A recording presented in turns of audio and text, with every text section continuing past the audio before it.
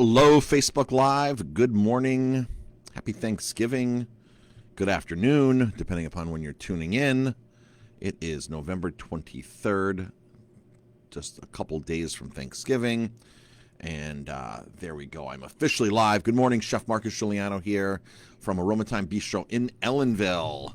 I'm going to talk about turkey today and how this way of cooking turkey will change the way you cook turkey forever. I promise. Sound check is good. Microphone's on. And it is cold outside. It's like 28 degrees on out there. I'm going running here soon. I opened up a brand new pair of gloves that I bought last year. Running gloves that were on sale at the end of the season. I'm excited to put those gloves on today.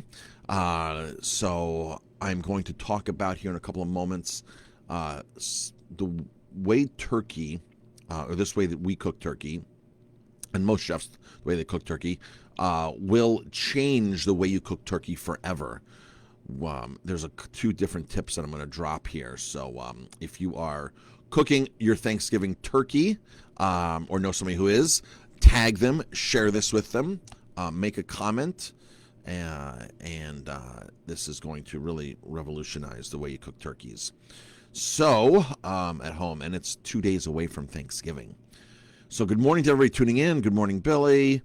I am live. It is 7:22, and I'm live. If you're watching this after that, it's the replay. Here on Facebook and on YouTube, this gets uploaded. It'll probably be on YouTube the following day. Sometimes events aren't that current that I'm talking about the day later on YouTube. But however, the way this is gonna change cooking turkey is going to, like I said, revolutionize, and this is always gonna be current, the content I'm gonna share. So I've been cooking turkeys ever since I've been a chef, ever since I've been cooking, an apprentice in the kitchen. So I've been cooking turkey since 1990. I've been working at places where turkeys go in the oven, turkeys come out of the oven, and we serve people Thanksgiving dinner. The most, I've done everything from as little as 6 turkeys to, oh my gosh. When I worked at the Greenbrier, I worked the turkey line. There's 3 of us. We did 1,600 turkey dinners at the Greenbrier in the main kitchen. The Greenbrier is a resort in West Virginia. Beautiful resort, by the way. Amazing resort. That's where Greek Island is, the underground bunker, government location bunker that was publicized in the 90s and that people talk about now. It's called Greek Island. Look it up. I was one of the first people to actually cook in there. Of course, government officials ran it for 30 years, and they turned the ovens on every day and this and that, but I was one of the first in there to actually help with the chef de cuisine at the Greenbrier do cooking classes. So it was really, really a cool government facility bunker underneath the Greenbrier, underneath, I think, the West Wing or something. Really cool. Look that up, Greek Island.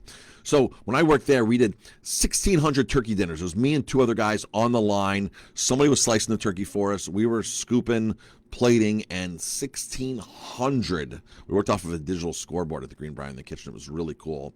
And that was a very long Thanksgiving dinner. So I know a few things about turkeys. Working for many different chefs, I was told you boil them first, then you roast them, and you can fry them, and you salt crust them. I've heard so many things, and so many chefs do it different ways.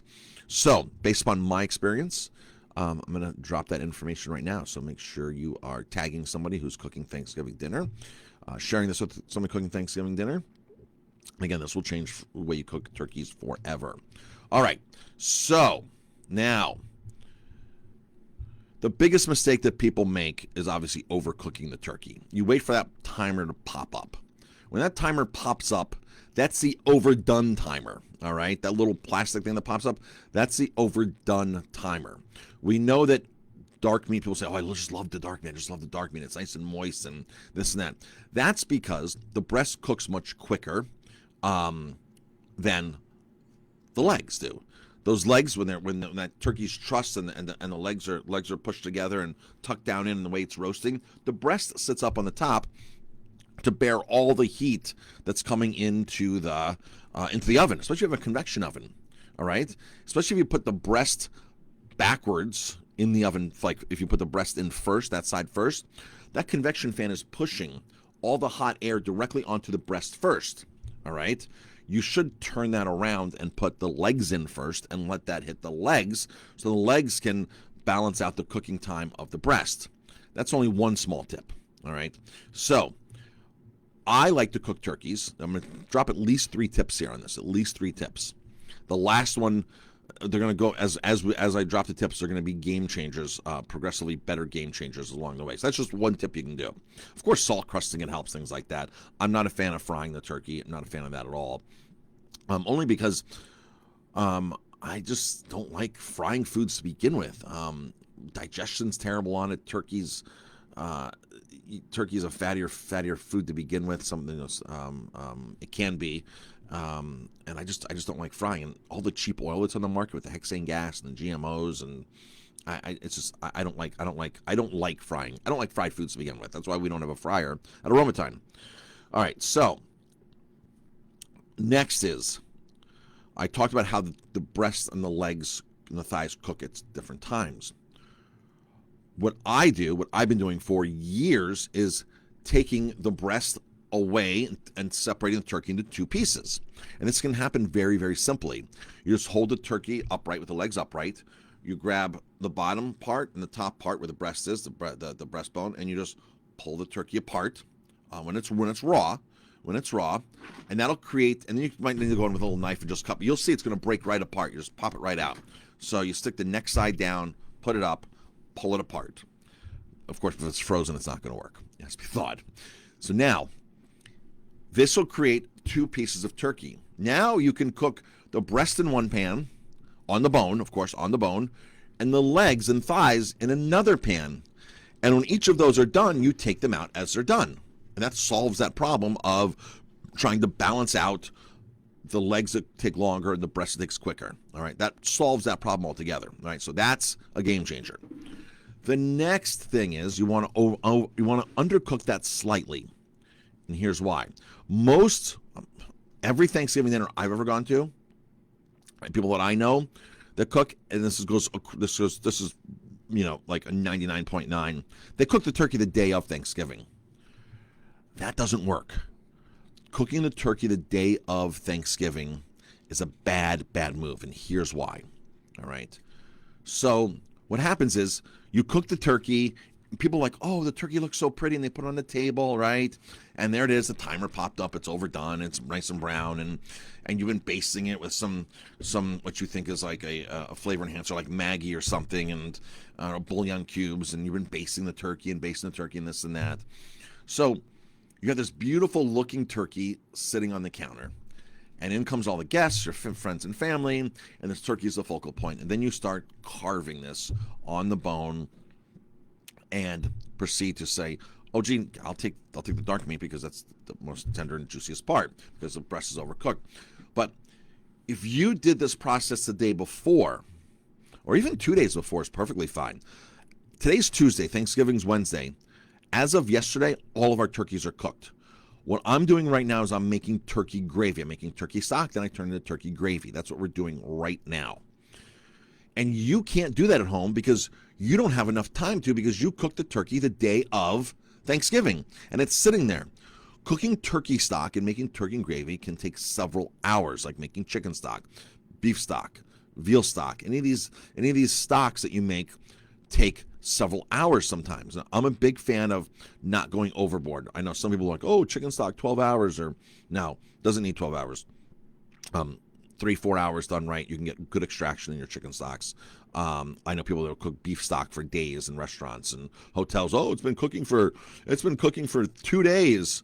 I'm like, oh boy, like it peaked at flavor like 12 hours in, and now you're just like killing the flavor of it and reversing it in a way. So there is, if you want to know the best tips on how to cook stocks, look up Raymond Blanc, B-L-A-N-C, Raymond Blanc. He's a French chef in England, Le Manoir Quatre Saisons. His restaurant is top notch. He gets a very, very technical and very science in food. And he has a great book called Blanc Mange, which is the science of the kitchen and stuff. Really, really good. He has a lot of great books. I have all of his books. And he talks about 2-hour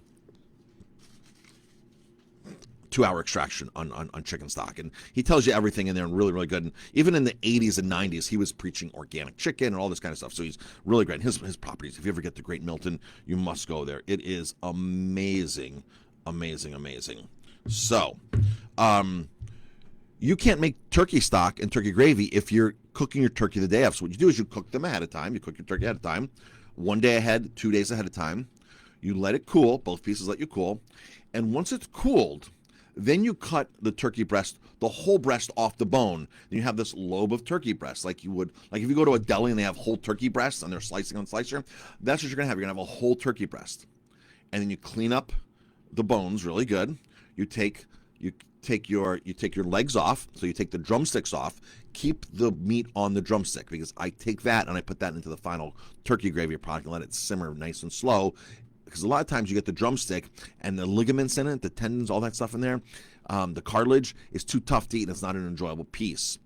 So I put that into my turkey gravy for an hour and just let it go nice and slow and simmer, and all that turkey gravy gets into the drumstick, and the meat falls right off, and it's fantastic. So the thighs, you debone the thighs. So cooked meat, you debone it. You take all of your bones. You take celery, onion, and carrots, mirepoix. You can take bay leaf, you can take rosemary, thyme, you can take garlic and put that in there. You can put leeks in there. If you have mushroom trimmings, you have tomato trimmings, you make a nice stock now from the bones from the turkey that you roasted the day before. Is everybody following this? So now in the refrigerator, you have this beautiful turkey breast lobe. And if you're underdone, if you're slightly underdone, it doesn't matter, because you're going to slice that up nice and neat. You're going to slice it up nice and neat. You're going to take all of your dark meat, line it up in the middle of a Pyrex pan or a Corning pan, right? That has a tight-fitting lid. You're going to take your breast and slice it and fan this nice breast meat out inside this Corning pan with a lid on it. You're going to put all the meat in there. Now, if it's underdone a little bit, it doesn't matter, because you're going to take this. You're going to take some of your finished turkey gravy. You're going to put it in there a little bit on the bottom, so it creates this nice steam effect and flavor effect. And then from there, you're going to take that and pop it into your oven. And that will take, I don't know, 20 minutes, 30 minutes, depending upon the temperature and depending on the size of your turkey, and depending upon, sometimes your turkey sometimes your turkey is underdone a little bit, and you want to have that cooking process. So, and sometimes you just want to reheat. But I'm a fan for undercooking, because you're going to preserve more flavors, and you have the ability later to actually have much more control over the reheating process and taking it to the proper temperature. So now you have all of your sliced meat, all of your pulled meat, pulled dark meat in there. Then you have your 2 drumsticks. And as you're simmering your gravy the last day of Thanksgiving, that's when you drop the 2 drumsticks into your gravy and just let them go nice and slow for an hour. And they're going to fall off the bone, and you're going to be like, oh my gosh, these are the best turkey drumsticks we've ever had. They're not chewy. They're not tough. They are amazing. So, most people that cook the turkey the day of, you don't have the ability to take those bones and make your stock. You're taking the leftover bones, and you're making turkey soup for down the road. But really, that soup should be your stock, which should be your gravy. Now, the way you make stock is you take your bones. Now, when you take the meat off the bones, if you want a darker gravy, you simply take those bones and pop them into the oven and roast them more to caramelize them or brown them. And that'll help darken the color. So you don't need the Maggi flavoring. Right? You don't need the Maggi stuff. If you wanted to get more color, you'd take those celery, carrots, and onions, and you would caramelize them. You'd roast them off. You'd spray them down with a little oil or something, and you'd roast them off, or you'd saute them in the bottom of a nice thick bottom stainless steel pot that you're gonna make the stock in, and you get some caramelization, some good color in there. If you wanted more of a lighter gravy and stock, then you don't do that. So then you don't need to add the Maggi. A lot of people add this Maggi and this other stuff, and I don't even know really what's all out there besides Maggi. And you think this is some flavoring and dark color. It's caramel color is what it is. It's caramel color and some MSG. It's no magic ingredient. It's not a real ingredient at all. So you can get that naturally through roasting the vegetables and roasting the bones to get the dark color. If you want to add some wine to it in the beginning, you can. A little bit of white wine, a little bit of red wine. You can add some diced tomatoes if you want. You can add mushrooms. So you put all your vegetables on the bottom of the pan. Then you put your turkey bones on the top, fill it up with cold water, and bring it to a very slow simmer. And then simmer that for 4 hours, 5 hours, 6 hours, 3 hours. You simmer that nice and slow. You skim off any foam or anything that's coming to the top. You skim that off carefully. But if you put your vegetables on top of the bones, you're going to be skimming off your vegetables. So make sure the vegetables, again, are underneath the bones. Vegetables, bones, cold water pour in, and as it's cooking slowly, nice and skimming. And you will smell this amazing aroma all day in your kitchen. From there, it's just a very gentle simmer. You do not boil. Do not boil. It becomes cloudy and bitter when you boil. You simmer it nice and slow. From there, then you want to overmake the amount. You're going to be like, gee, I put a gallon or 2 gallons of water in her. There's no way we need 2 gallons of gravy. Make as much stock as you can. Just cover the bones, right? Cover the bones an inch or so above. Don't go crazy. Just cover them. From there, you're going to strain it. Now you can pick the rest of the turkey meat off and do whatever you want to do with it. Make soup with it another day. Now you have, let's say, you have 2 gallons of turkey stock. The next day, you can start the process over again, where you take some carrots, onions, roast them off. I don't really like to roast celery. Celery's not celery doesn't have the right sugars in it to roast and caramelize. If you ever notice, like, you roast a carrot, it's delicious. You roast an onion, it's delicious. You roast celery, there's a reason why chefs don't have roasted celery on the menu. They have roasted celery root, because celery root, it has more sugar and it's under the ground. So things that grow under the ground have a more of a sugar content that can be roasted. Like potatoes can be roasted, right? So those are ideal to roast, root vegetables. So you roast those off, you caramelize those, you add in your celery, you add your herbs again. If you want to add a touch of tomato puree or tomato paste, you can. You want to add some diced tomatoes, you can. You put your stock back in on this, and now you start the reduction process.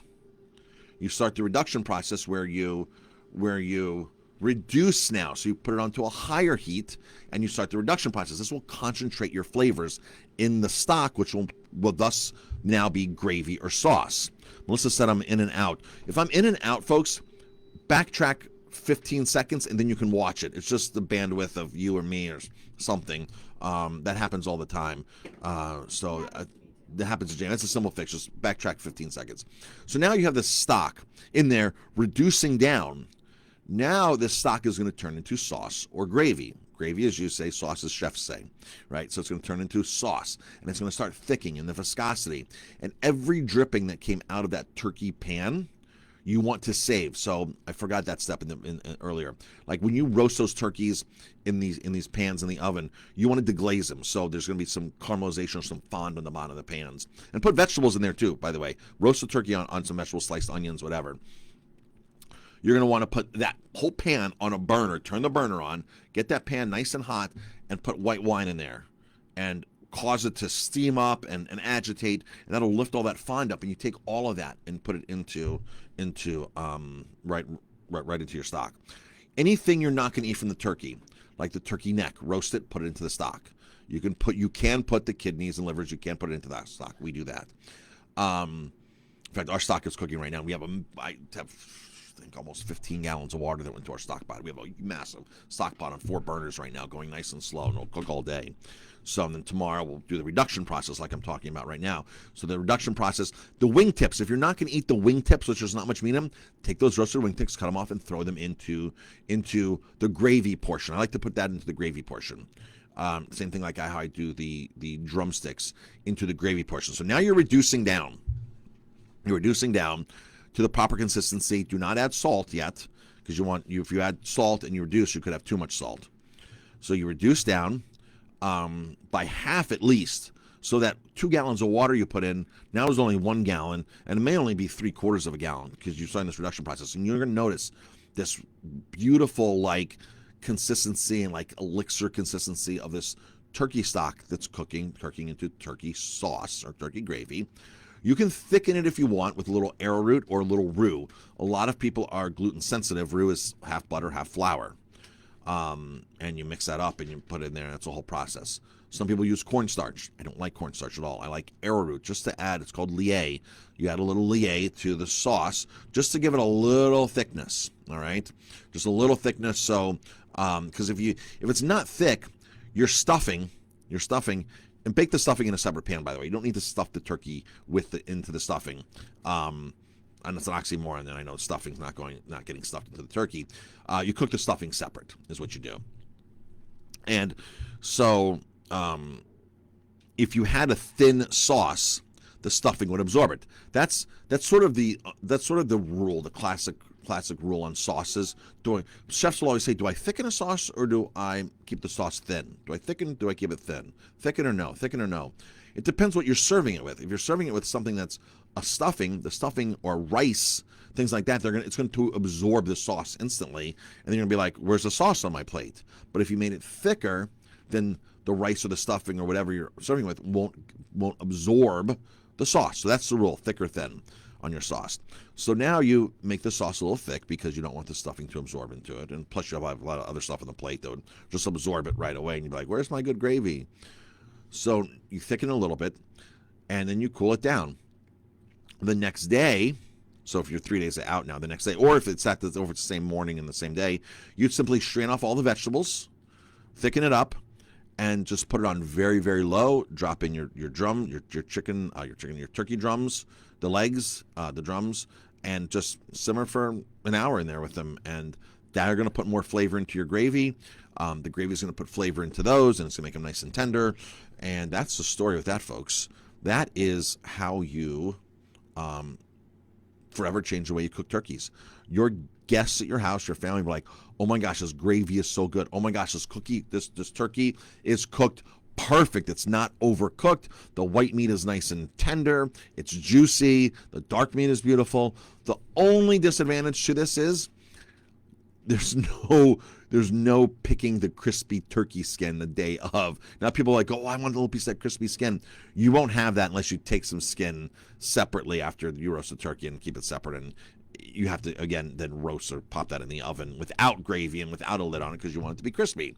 You're not soggy. So that's the only downfall to this method, is the crispy skin is not there for people to pick on and entice them. So that's the story with turkeys, folks. If you like this video, please share it. Please drop a comment. Please hit the like button. Share it with other people that are cooking turkeys. Share it with whoever. Just share away. We appreciate that. And hopefully this will help anybody, inspire anybody to get a jump start on their turkey, on their Thanksgiving. What people don't realize is you can do things ahead of time. Like if you think that any restaurant that's open for Thanksgiving Day is going to roast a turkey that day, make the gravy that day, make the cream corn that day, make the mashed potatoes that day, make the stuffing that day, make everything that day, that doesn't happen like that. We prep and we do things ahead, which you have the ability to do that at home. You could make the mashed potatoes the day before and reheat them.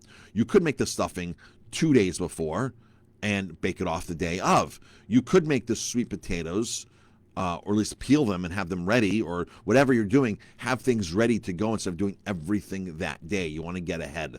And I know some people do things, but you probably can do a lot more ahead. Then when your guests arrive and your family arrives, you can spend time with them opposed to sitting there in the kitchen. And I know some of you have beautiful kitchens, so you might want to still sit in your kitchen and enjoy some wine, but at least you're not worried about running around the kitchen and having to time things and take time away from your family and your guests. That's it, folks. 23 minutes in, 3 tips there on turkeys. Hope you enjoyed. Everybody have a great Thanksgiving. We are just about sold out here. We're serving, 200 turkey dinners to go. Christmas Day is our soup kitchen. So that's going to be happening. Christmas Day is our soup kitchen, where we give away meals on Christmas Day. Thanksgiving, we're open for regular business for takeout. Everybody have a great day. Stay warm. And so Karen's saying, when you roast in pieces, do you smear butter on the skin and seasoning? Yep. Karen, if you're smearing butter on already, keep smearing butter on. If you want to spray with a little olive oil or another type of oil, sunflower oil, I like to put a little bit of oil on it because then it grabs the salt better. So the more salt you can do, they get that sort of salt crust on it. I'm a fan of seasoning, over salting the turkeys when they go in. So yeah, Karen, just smear it with butter and add I like that rosemary, chopped rosemary, chopped thyme, and I like to add good high quality salt right on there, and that helps everything roast really nice and really good. So yes, Karen, you can do that. Absolutely, 100%. All right, that's it, folks. Got to get going. Jamie and I are going to the gym now. And I already started your car, Jamie? I saw. You saw? Okay, good. All right. Talk to everybody later.